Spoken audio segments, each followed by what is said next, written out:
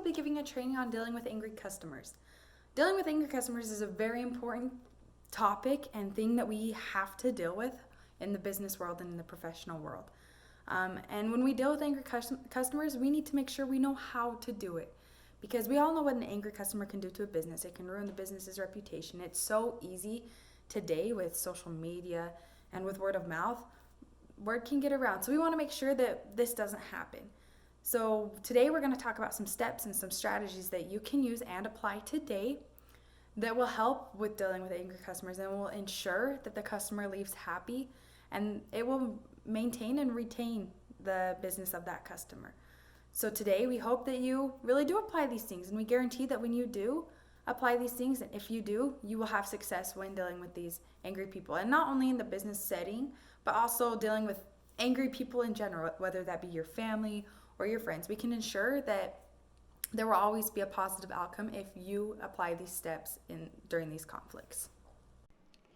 Good morning, everyone. My name is Eric Von Elm, and I'm here to start off the training seminar that we are working on today of dealing with angry customers, as I'm going to cover the very first point of remaining calm and the very last point after the rest everybody else has gone through their points of taking a few minutes on your own.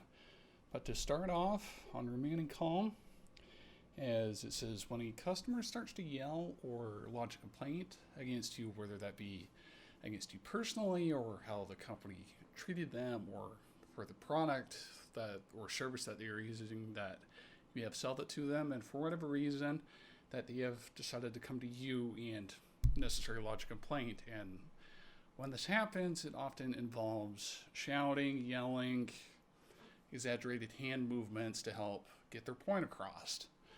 As us humans, we're very emotional animals. Is, say, a good example that comes to mind when I say this, it says, say if you are driving down the highway and you get cut off for whatever reason, whether it be by another person or they cut into your lane too quickly, just whatever. Our initial reaction, which I'm sure is almost a lot of people, as if like, what is this person doing? Are they dumb? And the whole thing. And this is our initial reaction to fight it with anger. And then necessarily this person could receive this anger and have the same emotional reaction and have to return our anger with anger of themselves. As it states, returning this to the customer aspect, if you go ahead and start yelling back at the customer, this personally will necessarily gain almost nothing, and you could end up losing that customer for that customer's business for quite a while, or even perhaps forever. But that wraps up my time for remaining calm, and I will see you at the very end of the presentation to wrap things up and go over the second point of taking a few moments to yourself. See you then. So a really big thing in dealing with angry customers, I think, is to not take it personal. It's really easy when somebody comes in and they're upset, they're angry, whether it be actually at the product that your company is selling, the performance of the office, or whatever you're doing. It's easy to take that personally because they're upset, they're getting angry at you, and really they're not actually angry at you. But we have to do what we can to not take it personal, because if we do get upset and we take it personal, it's easy to start arguing with them or treating them as a lesser person, and that can directly reflect the company in a negative way. So we really have to do what we can to dissect what they're actually upset about, so that we can then convey that concern or convey what they're upset about to the people that are actually affected by their concerns, whether it be the performance of what we're doing, maybe they got mistreated, or maybe they're actually not upset at us and they're just kind of blowing off some steam when they come into the office. We have to keep calm. We have to do what we can to dissect what they're actually upset about. And other things we may need to do is we may need to resolve a misunderstanding. There may be something that was said, something that was done. And if we immediately take it personal and become hostile, it's really hard to deal with them. And we can't really resolve that misunderstanding because we don't know what's going on and we don't know what they're actually upset about. And another thing, a big thing about not taking it personally is that if we don't, we can then comfort the angry customer. And then we can really do what we can to leave a good impression of ourselves, but most importantly of the company that we're working for, the people that we're working for, instead of leaving this kind of negative emotion on top of what they're already upset about. So really trying to not take it personal so that we can then kind of leave a good taste in their mouth with the already upset customer. After don't take it personally, it will be use your best listening skills. The question is, why is it important? It's simple. The customer is upset and they want to be listened to with some sort of solution. And there are many important way on why we need to have very good listening skills for customers. Is while we're listening for customers, it tells us how we can resolve their issue. And by focus on customer experience, reduce instances of miscommunication, and listening is an important mechanism in trying to keep a good understanding. There are 3 methods of using the best listening skills that will involve attentive listening, active listening, empathetic listening. Starting off with the first method involves attentive listening. You want to listen closely to key points. You don't want to interrupt. You want to be silent with eye contact. You want to concentrate on facts and data in any way that you can possibly help them. Secondly, we want to go to active listening. This is by understanding the meaning behind the message by noting gestures, facial expressions, postures, and demeanor. Thirdly, empathetic listening involves listening from your ears, your eyes, and your mind, so that the customer is aware that you are understanding why they are upset and any way that you can help them. An example that I called is, listen, a customer of ours wanted to make an auto loan payment.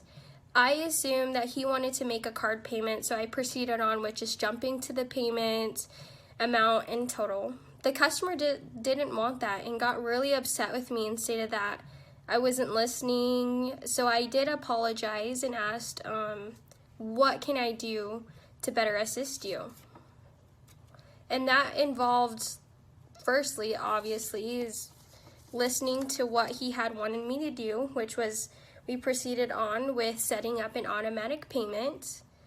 If I would have just listened in the first place, we wouldn't have taken longer, and by using these methods, we would have gotten finished sooner. So the next step or strategy is to actively sympathize with these customers. This is a very important step because in this step, the customer will see and feel that we really do care for them, that we do want to solve this problem. So when we sympathize with a person, we want to make sure we are sympathizing. We are not criticizing. Criticism makes people defensive, makes them justify their actions, just makes the conflict worse. So we want to make sure that we are, in fact, sympathizing. And to sympathize, this is where we use and apply what we learned in actively listening and what we understood, and we can use this to see the problem through the angry customer's perspective, and we can see it from their shoes. And we can truly understand why they are so frustrated and so angry. And when we do this and we look and see the problem through the customer's perspective, it helps us see the problem not only as their problem, but as our problem as well, which then helps us be more motivated to find a solution, right? So there's a really good quote that I love from Henry Ford, and he says, if there is any one secret to success, it lies in the ability to get the other person's point of view and see things from that person's angle as well as from your own. And I love that because when we're able to see the problem from their point of view and from our point of view, we are able to find a solution that fits both of our problems, and we can see it as a win-win solution. So once we see the problem from the customer's perspective, we can then communicate our understanding. We can communicate and say, I am so sorry. I understand why you're so frustrated. I would be frustrated if I was in your shoes as well. I'm going to help you. Here's what I can do for you. And this is how it will benefit you. And I know that if we do this and we take these steps, that the customer will see that we really do care for them and we want the best for them, and we want them to know that their business is very important to us and we want them to come back. So I've seen it in my place of work. I've seen it many times when someone angry came in and they were just unloading, and we're finally, through the active listening, I was able to understand and see why they were so frustrated, and truly see, like, yeah, if I was them, I'd be angry too. And we were, not only me but my team, we were able to find a solution for these angry people. So this is a step that's important in the workplace, but as well in life. When we're in conflict with our families, with our friends, we're able to step back, look at the problem from their perspective, see what's going on, and then communicate the understanding. And this will resolve a lot of the conflict, and we will be able to find a solution from here on. Apologizing to an angry or even just an upset customer is a huge part of customer service. Even when you don't agree with what they're complaining about, it is still very important to the company that we keep them as a customer. There are a plethora of important gestures that can make this task a lot easier for yourself and the customer to get through the situation. Things like maintaining eye contact.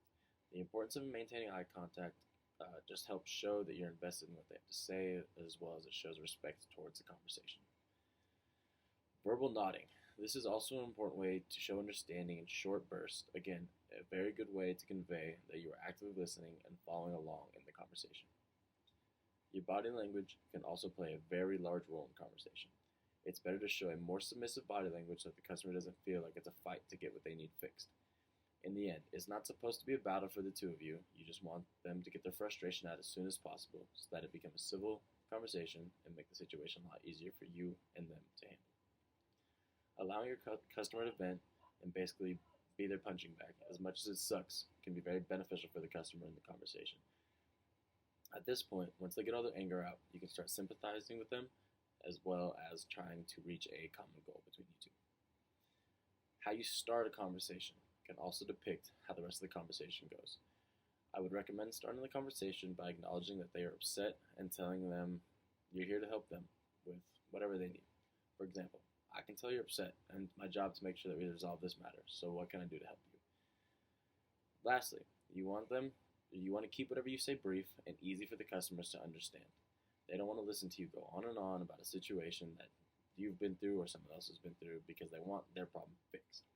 So the longer you stop the conversation and the slower everything gets taken care of, the more upset they can become. And the conversation can easily go in the wrong direction.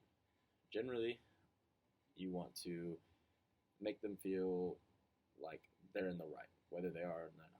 You want them to basically just feel that no matter what the problem is, that it can be resolved. If you belittle them or basically tell them no, then generally they're going to become more frustrated and upset with you and the company. And like I said in the beginning, at the end of the day, it is very important that we keep them as a customer. By now, we have given a few ideas of what we can do when dealing with an angry customer. At this point, hopefully we have done pretty much all that we can. You can think of dealing with an angry customer like trying to solve a math equation. When solving for a math problem, we are given the tools and steps on how to come up with the answer to the question. Once we gather and apply all of the information that is given to us, we should then come up with a solution or answer to that problem. If we don't come up with a solution or way to help out, it is like all the hard work that we have put up to this point has gone to waste. We must then tell or explain to this angry customer what he or she can do to help with the current situation that they are in and what we or they can do about it. When giving the customer a solution, it may be possible that there is more than one way to help them out. When handling the situation, it is important that we try not to use the word no or tell them that we are unable to do something for them. Customers, or people for that matter, don't like to be told that they can't do something, they just want answers to their concerns. That is why it is important that we give as many possible solutions of how we can help the customer out. It can sometimes even be difficult to come up with a solution. It may not always come right away, but if we take the time to really think and try to understand the situation, it can often lead us to find a way to solve the problem. In some cases, there may even be situations where something can't be done exactly the way the customer was hoping for things to be handled, or even have to wait some time for the problem to be resolved. As long as we do all that we can to help out and do the best and show the upset customer that we did all that we could, even if the customer is still angry to some degree, they will at least know that we did all that we could do for them. Things may not always go according to plan, and you may not be able to handle the situation as well as you were hoping, but that doesn't mean we are unable to help with a difficult customer. It takes time and practice. We're not always going to be perfect. After the situation has been done with, it's good to take time to think about how we did when dealing with an angry customer and go over how we did and how we can improve moving forward. Hi everybody, it's me again, Eric Von Elm. I'm here just to quickly wrap up with the last point of taking a few minutes to yourself. As everybody has covered in their previous points, as dealing with an angry customer can actually be quite stressful, whatever reason for their complaint may be. So actively, when everything's all finished out, you find a solution, the customer's happy, it's always best to take a few minutes to yourself. Whether that be getting up from your desk or wherever you work at, going outside, taking a short walk, or in case just treating yourself to a quick snack, either healthy, unhealthy, candy bar, almond snacks, water, or even a soda. And the third one is also that just talk to someone or find something that helps make you laugh, as we found that laughter is always the best medicine and ways to help deal with stress. So anyways, that is my quick outro, and I hope you enjoyed viewing our training seminar, and we all hope you learned something new. Thanks.